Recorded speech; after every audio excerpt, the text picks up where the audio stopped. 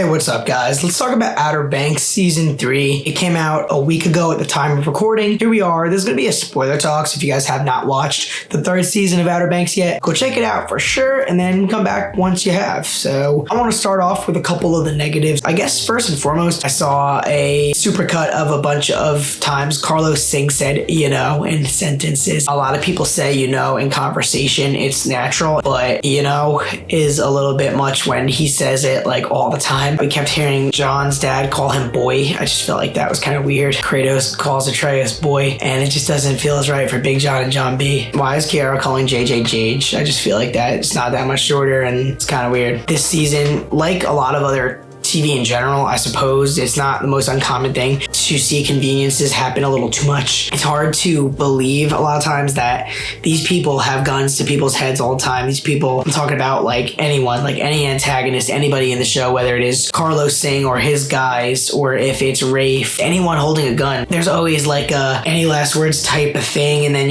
somehow something convenient happens to stop them from shooting. I just find that a little hard to believe, and it kind of like makes me think more and more as I start to really appreciate when TV shows and films actually have more realistic depictions of people having a gun to their head and the way they actually would survive and stuff. I guess if we're talking about just the unbelievable, it seemed like the Pogues really knew how to fight and how to defend themselves a little too much. It's a little unbelievable. How are they just able to deal with this so well? I don't know. And it's a little convenient that like the antagonists, especially in the beginning, in that fortress, are outsmarted and like outran by these kids. Like, come on. I really do think that if a group of teenagers ended up at a fortress like that with a person like Singh and all these guards with their vehicles and the dogs and the snipers, and they're all holding assault rifles, this and that, I find it very, very hard to believe that a group of 6 teenagers would be able to outrun all that.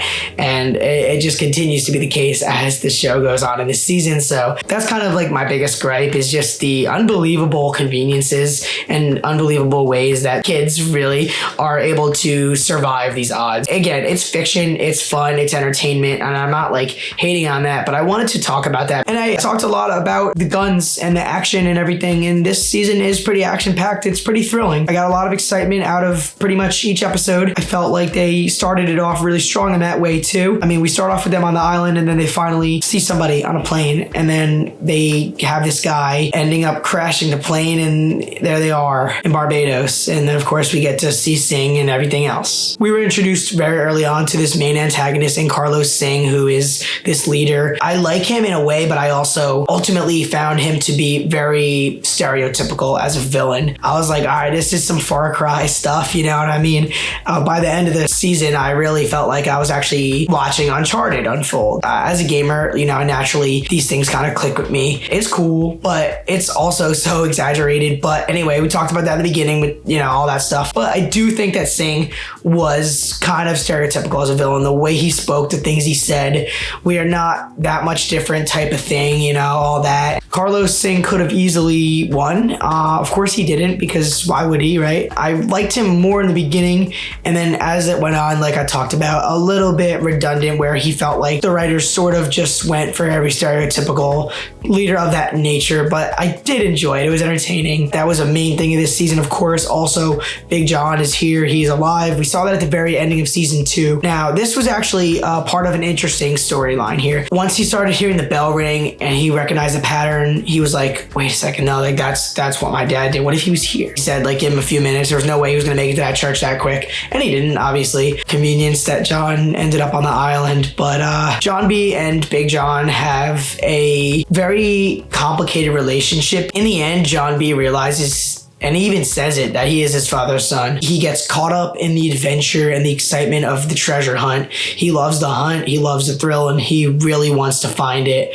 But at the same time, he also brings out characteristics like his father, especially with Topper. At Kira's parents' anniversary party, we see John B really bring out the worst in himself coming right from Big John, where he starts beating up Topper. The violence is a big thing in this, where you see that John B is influenced by his father subconsciously in many ways. John B was shook seeing his father kill a couple of those guys that worked for Singh. He realized with his time with his father, particularly when they got back to OBX, that his father was so obsessed that he kind of started to care less for other people around him. And John B was hurting. You could tell that it was conflicting for him. He didn't love everything about his father. That's human, like the clash between them, because like they really enjoy each other's company, and John is so happy to see his son. John B is so excited to see his father again, and he gets to make up for lost time, but ultimately no one's perfect. And John B realizes that, and I think he really comes to accept that, and they really make peace with each other at the end, which is nice. So I like that. Similarly, let's keep talking about father and child here. Very interesting and strong stuff here between Ward and Sarah, and also Ward and Rafe. Ward obviously was alive by the ending of season 2, which we weren't really so sure about going into it, and then he was still the villain really to the Pogues, and then we see that he was out for a little while. He's in Guadalupe with his wife and the other daughter, Wheezy, who is not very much a main character at all, and Rafe is trying to sell the cross, which he took from the Pogues, obviously. We see that Rafe in the beginning of the season looks like he could potentially be trying to get some redemption, maybe. And then as it goes on, he's just a terrible guy like he's been. Rafe has really been a main antagonist. After Rafe allows Barry to put a hit on his own father, to see Rafe finally sort of come to terms that he's like, wait, I can't take this back. And he saves his father. He stops the guy from killing him. It was a little redemption, but like Rafe, I think by the end of the season still hasn't quite redeemed himself, and I'm sure that he's going to do some other bad things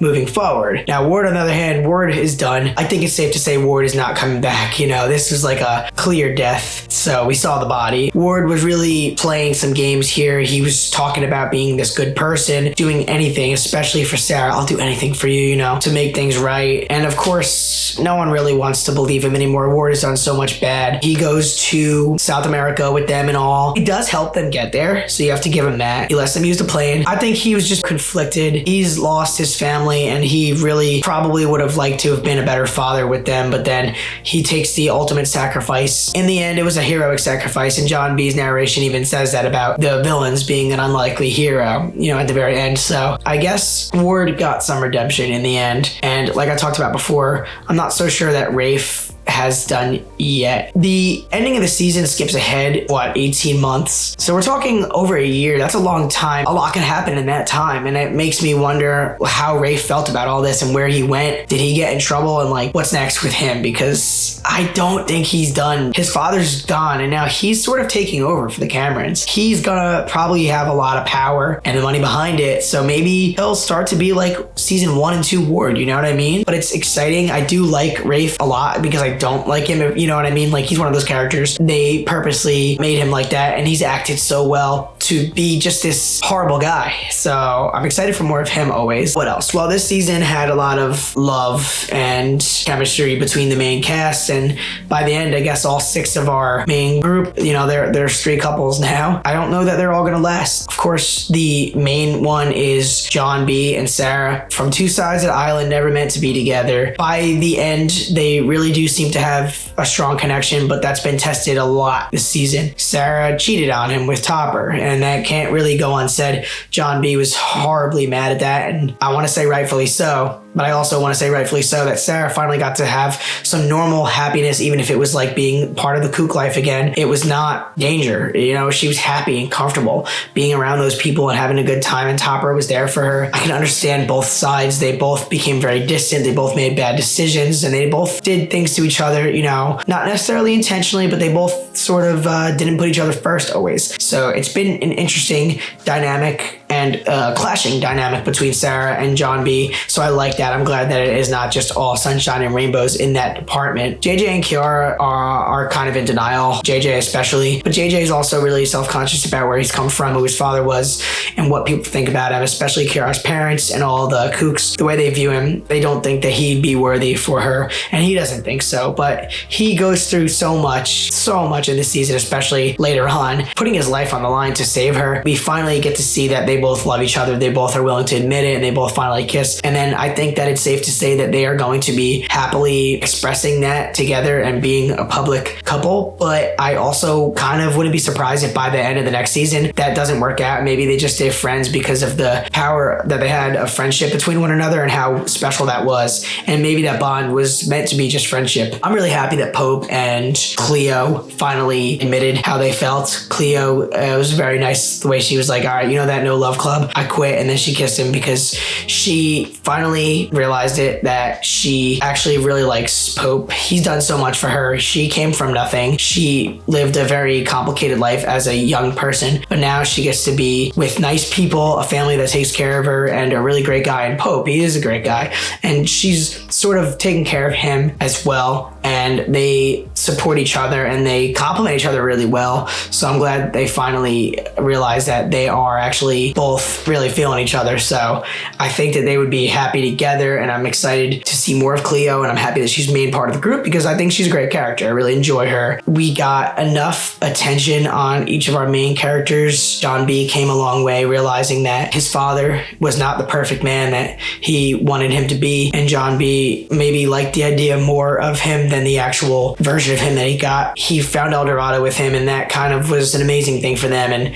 like I talked about before, they did get their closure and they kind of made peace there. JJ, I think, came a long way because he was feeling very much like he's not gonna amount to anything, but he's actually a good guy that is capable of hard work and he cares about the people around him. And JJ is great. He's so much fun on screen. I think he's funny, and like the reckless behavior is his and the risks he'll take. I really enjoy his presence. He's always been one of my favorites. I think that Kiara had a really interesting dynamic and clash with her parents. Her mom and dad both really want her to succeed. They are a good family, but they think that the Pogues have really taken her down, and they be calling out JJ and they're calling them out on it. But in the end, it looks like as we go several months later, they've come to be all right with it because Kiara is doing good things, and that's what they want for their daughter. But it was kind of weird that they sent her to the boarding school, or whatever you want to call it, a camp, I think so. But that also did make for a really good scene with JJ coming in there, and the way he snuck around and the way he saved her and all, pretty fun. You know, I think that the bond between them is definitely there. There's chemistry between the actors. They do well with that. Season 3 of Outer Banks, the main storyline, talk about El Dorado and everything. It's just like we got season 1 Royal Merchant, season 2 is Across, season 3 El Dorado. Next up, we're doing what? Blackbeard, right? Whatever treasure that's going to be associated with him and that. I think that the journey there was fun, pretty thrilling. I mean, a lot happened in between, random setbacks and stuff. I like that this season allowed us to spend time in Barbados and spend its time in South America. When they were on the island, you know, when they were back in Outer Banks, it was a little bit different. New antagonist in Singh, who I think I liked more than Limbri last season, and not as much as Ward. I mean, those are not the only antagonists necessarily. I think the Camerons are probably the best in terms of villains because they're like complicated. They're not all bad. There's good things in them. They have relationships with everybody. I guess I have some questions in those 18 months. I've kind of said it before. It's like, what happened with everybody else? Kiara broke out of that camp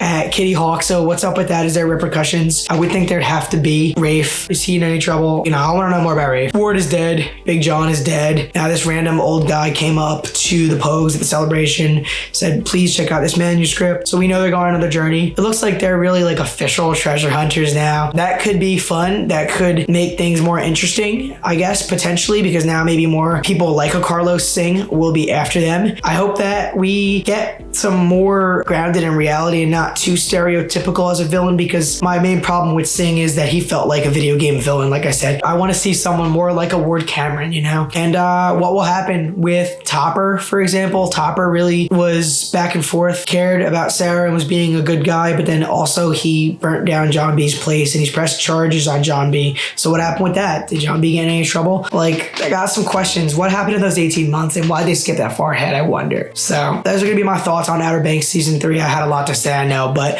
this was just a casual spoiler talk. Please let me know in the comments below if you guys liked Season 3 or maybe you didn't. What do you think about our new characters? What do you think about El Dorado? Do you think that they got all the gold? Like, how would they have even gone back to get all the gold? Let me know anything you want to talk about Outer Banks Season 3. That's going to wrap it up for me, guys. Appreciate your time always. Consider subscribing for more talk about TV shows, films, gaming, and a lot more. Thank you for watching.